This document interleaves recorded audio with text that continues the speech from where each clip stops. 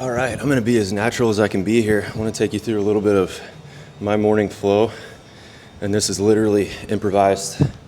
I haven't really stretched my wrists like this probably ever in my life, but I'm just following some intuition here. It's early on a Friday morning, and I've just done some cardio. I'm not in an attempt to burn calories, but just get some good blood pumping around my body, and it's good for absorption. It's good for flow. I mean, yeah, you're going to use energy doing it. So if you want to consider the fact that you're burning calories, sure, but I think that's a low-level thought process. So right now, I'm just kind of rotating my upper arm, which is coming all the way down to the wrist. I think it's good to explore the wrist a little bit. I mean, this hurts, actually. You know, you don't have to put too much force there. Maybe just one at a time, actually. That's a good consideration. I'm going to try to keep this less than 10 minutes. Again, I have no idea where I'm going with this. I just know that it's nice for me to kind of talk about some things while we're exploring the body. Okay, I'm going to take it to the hips here, so as much flow and as much efficiency as possible here. This is a spot where we could stay for a while. Maybe we can knock some rust off the hips here. Don't be surprised if your hips kind of hurt after this. It's okay. This is a stress that probably doesn't get put on them frequently, so it should hurt a little bit, like a good pain. But we need to focus on our breathing here, so maybe I'll do a couple double inhales.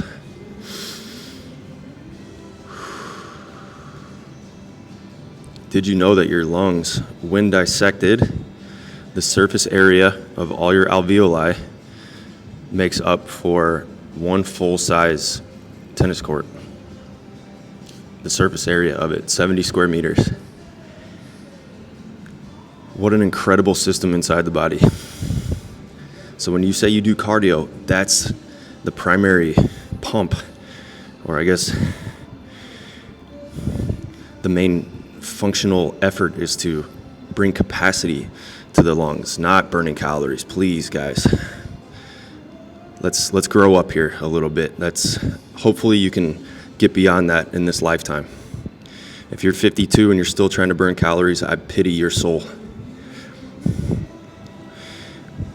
Okay, you know, I'm spending some time here, and that's because time can be spent here. It's very valuable. Let's come out of that easy, though. Nice and easy. Okay, from there, I'm going to take it into sort of a pigeon pose, I guess you would call it. Let's pull the knee up towards the chest and then sit into this. This one's funny. This stretch makes me laugh because I feel like I could do this for years and nothing's gonna happen other than the fact that I'm witnessing the tension coming up through my QL, which is your quadratus lumborum. It's a hip stabilizer muscle, but it's not just muscle. There's connective tissue other than muscle that is keeping us up. And I think at least assessing the difference from left to right in tension is a good deal. So we'll switch sides.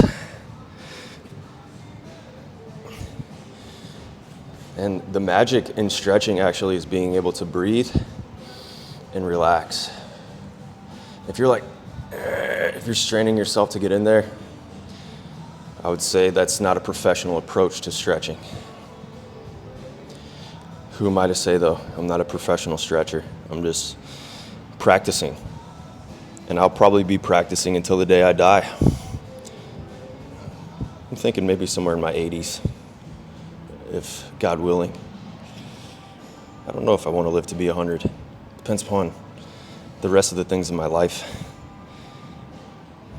I'd like for my wife to still be around, and my kid to have kids.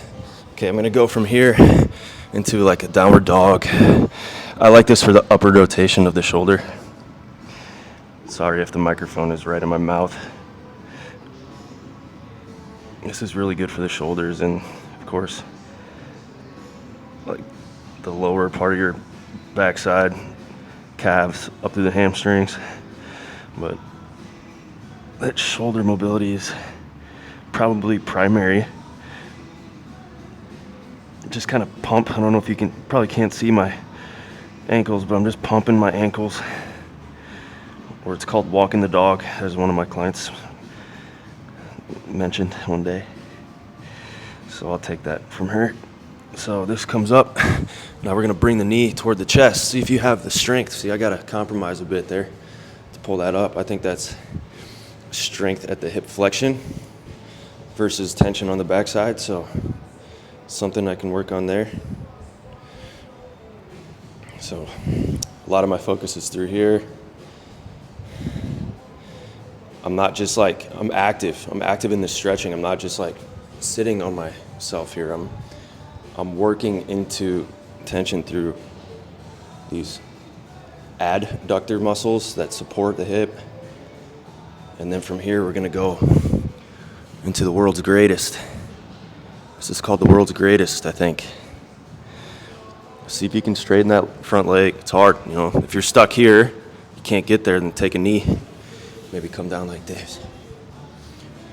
Just play, man. Just play with the body. Of course, you're probably going, oh God, I'm so tight. Oh geez, oh my God, I'm awful. I'm the worst stretcher. Maybe not, but whatever. Whatever you want to say to yourself. I can only witness it now. I'm not going to overly care. I can only create a window of awareness for people. That's what I'm realizing. And that's a mental shift for me as well. If somebody says they want something and they wake up and forget what it is that they want, it just means that it's not that important to them. That's all. So they can pretend that they want something forever. That's their life. Okay, let's come back up into sprinter stretch or world's greatest.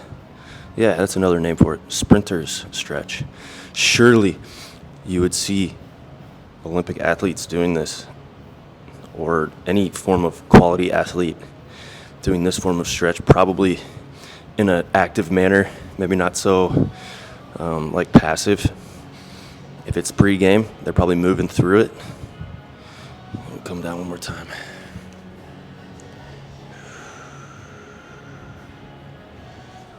I haven't really seen my face yet. If you could see the sunrise, you would appreciate it. Both sides, equally. Tense through here. I squat a lot. I'm trying to put on some size. I want to look thick in a shirt. I want to look filled out. I want to look like, damn, don't mess with that dude. Maybe, I don't know. But I just want to look stacked. So I'm doing this cardio and this stretching so I can recover well, so I can train hard. So now I'm going to just bring this foot back. Why don't we just do this one time? What do they call this? Up dog? It's up dog. Let's go down dog from here.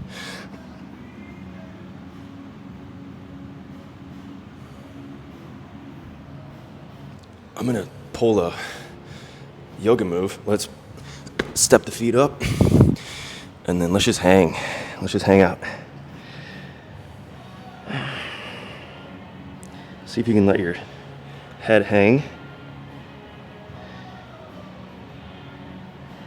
And when you like maybe tuck your chin, you can feel that tension going all the way up the backside of your neck.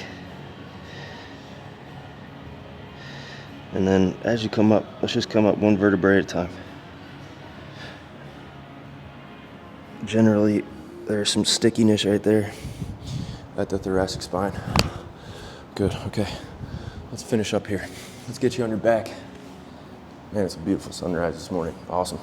Okay, this is called an iron cross. So arms out to the side. Let's use some ability at the core and just see if you can keep your shoulder on the ground here, this right shoulder in this case. Elongate the spine. Teeny didn't get my message this morning. Come back to center. Good morning, Teeny.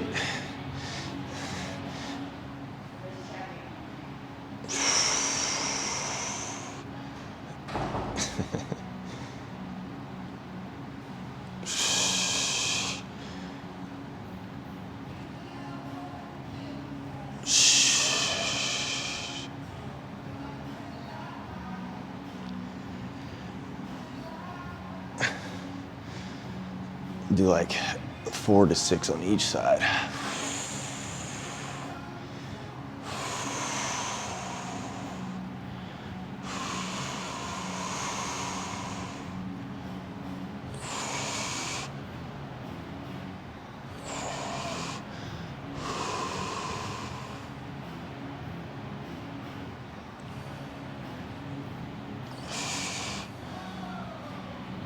These are quality reps here. You're not just being sloppy about it. Let's consider the fact that this might be the most rotation you actually do at your spine all day or even all week, if I'm honest. So consider how the spine is rotated in the hips in relation to your upper back, your thoracic spine. Okay, strength to come back. I'm just gonna finish with a little planking because why the hell not? Here's my chance. I got the mats out. I'm not gonna do it later. I'm gonna hit the legs later. Yeah, that's right. Cardio in the morning, stretching thereafter, legs later in the day. I think the most primed individuals train twice a day. Sorry to say it. And maybe training means something different to you than it does to somebody else, but I'll tell you what, you are not a healthy person if you walk 2,000 or if you move 2,000 steps a day. Sorry. Look it up. 10,000 steps is a benchmark for health. Find a way. And if you don't know how, it's because you haven't looked. And because it's not a priority. If you say you don't have time and you read the news for 1 minute, I'm gonna call your bluff. You're full of crap. You got more time than you think. You just like to be busy and not in the direction of health. So then again, it's not my problem. It's my job to hold you accountable.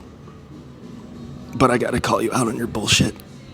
I mean, planks can be this simple. This is enough to bring some life. Just bring some life. What do you want to do? Stay here all day? And tell your CrossFit friends or your F45 friends that you planked for 15 minutes straight? Congratulations. I'll give you a Buttongenic medal. Okay, that's enough. Thanks for joining me.